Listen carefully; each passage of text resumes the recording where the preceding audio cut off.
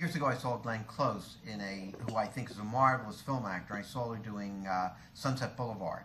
And if you looked at it, if you really were aware of it, and you saw how big she was on stage and how subtle she is on film, you realize there's a transition. If you look at it, there's a difference between acting on stage and film.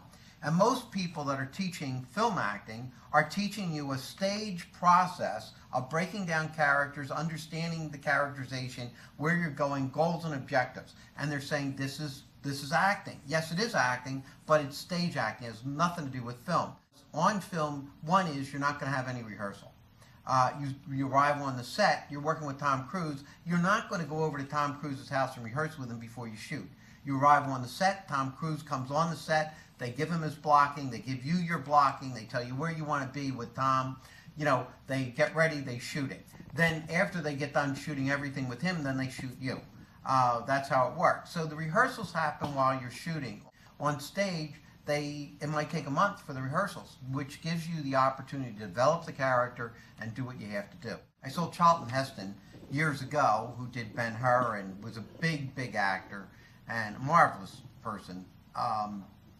I saw him do the stage play of The Crucible.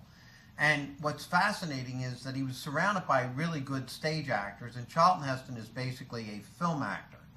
And Charlton was used to working his head up, where the other people were working with their whole body. And so Charlton Heston stood out. He looked like he was only working with his head, which is what he's learned on film, how to do it emotionally rather than do with a lot of physical action, because the camera doesn't pick up the physical action, it picks up the emotional content in your eyes. But on stage, you're so far away, you really can't see the person's eyes. You see their gesticulation and their histrionics, and that's what impresses you. And the other thing is proscenium arch. On stage, you have a proscenium arch. In other words, you're seeing 180 degrees. But on film, we can take a camera and move it anywhere. We can put it inside a car. We can shoot a close-up of your eyes. We can shoot a close-up of your hands. We can shoot a long shot of what you're doing. We can shoot you driving a car down the street. We can do anything we want on film. Whereas on stage, we're very limited. We're limited with the set. We're limited with the props. We're limited with everything. On film, everything must look real. I was just doing cutting on Final Cut Pro and looking at how we make things work. And I put machine gun in front of this little toy gun that the guy was holding.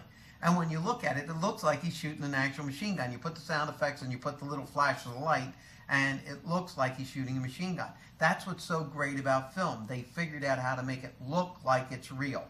It may not be real, but by the time you get it, it should look real.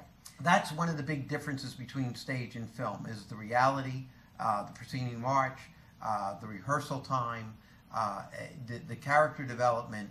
Basically what they're looking at on film is personality. Actors with personality like Sylvester Stallone, Bruce Willis, Kevin Costner, they're the ones that succeed, become big stars. The women like Julia Roberts, they're personality actors. They do little characters, they do different people, but they're personality. So that's a big difference between stage acting and film acting. I hope you enjoyed it. I'll see you next time.